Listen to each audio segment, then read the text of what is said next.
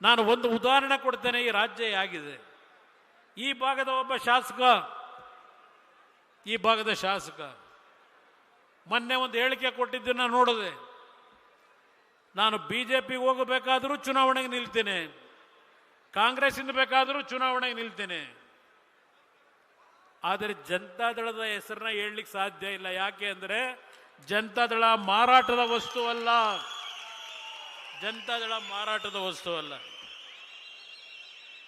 ಜನತಾದಳ ಹಲವಾರು ನಾಯಕರುಗಳನ್ನು ಇವತ್ತು ತರಬೇತಿ ಕೊಡ್ತಕ್ಕಂಥ ನಿಷ್ಠಾವಂತ ಕಾರ್ಯಕರ್ತಗಳ ಶಕ್ತಿಯನ್ನು ಹೊಂದಿರತಕ್ಕಂಥ ಪಕ್ಷ ಇದು.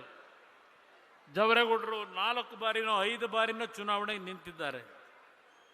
ಜವರೇಗೌಡರನ್ನ ಈ ಭಾಗದ ಜನ ನೀವು ಕೈ ಹಿಡಿದ್ರಿ.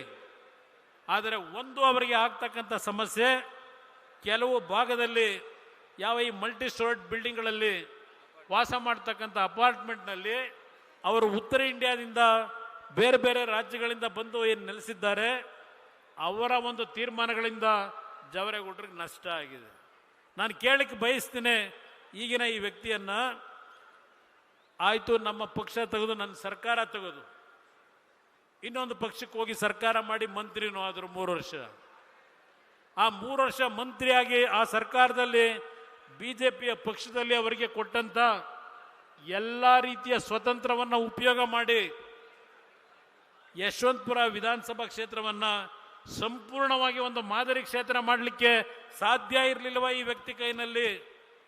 ಈಗ ಹೇಳ್ತಾರೆ ಯಶವಂತಪುರದ ಅಭಿವೃದ್ಧಿಗೋಸ್ಕರವಾಗಿ ನಾನು ಕಾಂಗ್ರೆಸ್ ಪಕ್ಷದ ಸರ್ಕಾರದ ಬಾಗಿಲು ತಟ್ಟಿ ಅವ್ರ ಜೊತೆ ತಪ್ಪಿಕೊಂಡಿದ್ದೇನೆ ಅಂತಕ್ಕಂಥದ್ದನ್ನು ಹೇಳ್ತಾರೆ. ಇಂಥ ವ್ಯಕ್ತಿಗಳನ್ನು ಇವತ್ತು ಬೆಂಗಳೂರು ನಗರದ ನಾಗರಿಕರು ಒಂದು ಉದಾಹರಣೆ ಕೊಡ್ತಾ ಇದ್ದೇನೆ. ಇಂಥವ್ರನ್ನ ನೀವು ಆಶೀರ್ವದಿಸ್ತೀರಾ? ಇಂಥವರಿಂದ ಬೆಂಗಳೂರು ನಗರ ಕಟ್ಟಲಿಕ್ಕೆ ಸಾಧ್ಯವಾ? ಈ ಭಾಗ ನಾನು ನೋಡಿದ್ದೇನೆ. ಯಶವಂತಪುರ ಭಾಗದ ಹಲವಾರು ಬಡಾವಣೆಗೆ ಬಂದಿದ್ದೇನೆ. ನಾನು ಒಂದೊಂದು ಕ್ಷೇತ್ರದಲ್ಲಿ ಯಾವ್ಯಾವ ಸಮಸ್ಯೆಗಳಿದೆ ಎಲ್ಲ ವಿಷಯಗಳನ್ನು ಅರಿತಿದ್ದೇನೆ. ಸಮಯದ ಅಭಾವ,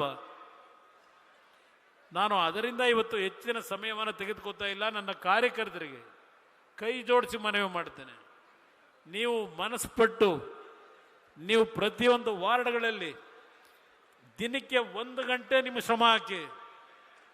ನಾವು ಯಾರಿಗೂ ಕೈ ಜೋಡಿಸಬೇಕಾದ ಅವಶ್ಯಕತೆ ಬರಲ್ಲ.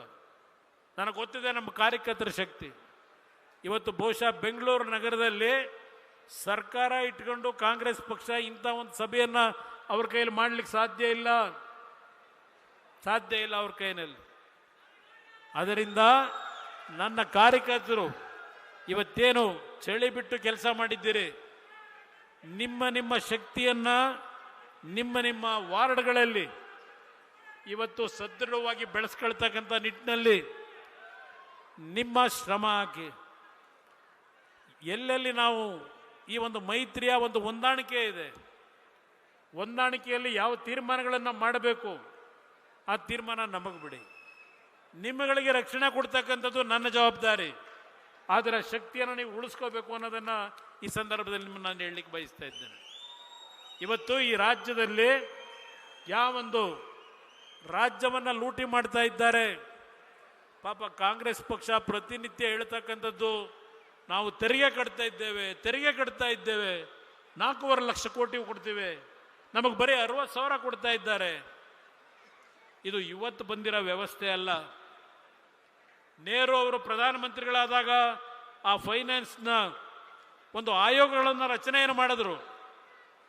ಅವತ್ತಿನಿಂದ ಈ ಸಿಸ್ಟಮ್ಮು ಮುಂದುವರ್ಕೊಂಡು ಬಂದಿದೆ. ನಾನು 2 ಬಾರಿ ಈ ರಾಜ್ಯದಲ್ಲಿ ಮುಖ್ಯಮಂತ್ರಿ ಆದೆ ಆಕಸ್ಮಿಕವಾಗಿ. ನಾಡಿನ 6.5 ಕೋಟಿ ಜನತೆ ಆಶೀರ್ವಾದದಿಂದ ಆದಂಥ ಮುಖ್ಯಮಂತ್ರಿ ಅಲ್ಲ. ಸನ್ನಿವೇಶದ ಹಿನ್ನೆಲೆಯಲ್ಲಿ ನಾನು ಮುಖ್ಯಮಂತ್ರಿಯಾಗಿ ಪ್ರತಿನಿತ್ಯ ಕೇಂದ್ರ ಸರ್ಕಾರದ ಮೇಲೆ ನಾನು ಸಂಘರ್ಷಕ್ಕೆ ಹೋಗಲಿಲ್ಲ. ರೈತರ ಸಾಲ ಮನ್ನಾ ಮಾಡದೆ ನಾನು ಕೇಂದ್ರ ಸರ್ಕಾರದ ಮುಂದೆ ಕೈ ಒಡ್ಡಿ, ಅಯ್ಯೋ ನಾನು ರೈತರ ಸಾಲ ಮನ್ನಾ ಮಾಡ್ತಾ ಇದ್ದೇನೆ, ನಮಗೇನಾದರೂ ಕೇಂದ್ರ ಸರ್ಕಾರ ಹಣ ಕೊಡಿ ಅಂತ ಕೇಳಲಿಲ್ಲ. ಈ ರಾಜ್ಯದ ಅಭಿವೃದ್ಧಿಗೆ ನಾನು ಕೈ ಬೇಡಿ ಕೇಳಲಿಲ್ಲ. ನಮ್ಮ ಹಕ್ಕು ನಮ್ಮದೇನಿದೆ ಅದನ್ನು ಪಡೆಯತಕ್ಕಂಥದ್ರ ಮುಖಾಂತರ ಇವತ್ತು ನಮ್ಮ ಕಾಲದಲ್ಲಿ 2 ಅವಧಿನಲ್ಲಿ ಯಾವೊಬ್ಬ ಮುಖ್ಯಮಂತ್ರಿ ಕೆಲಸವನ್ನು ಮಾಡ್ಬೋದು, ಜನಸಾಮಾನ್ಯರಿಗೆ ಸಮೀಪಕ್ಕೆ ಹೋಗಿ ಅವನ ಕಷ್ಟವನ್ನು ಪರಿಹರಿಸ್ಬೋದು ಅಂತಕ್ಕಂಥದ್ದನ್ನು ಈ ನಾಡಿನಲ್ಲಿ ಏನಾದರೂ ತೋರಿಸಿದ್ರೆ ಅದು ಕುಮಾರಸ್ವಾಮಿಯ ಕಾಲದಲ್ಲಿ ಅಂತಕ್ಕಂಥದ್ದನ್ನು ಹೇಳಲಿಕ್ಕೆ ಬಯಸ್ತೇನೆ.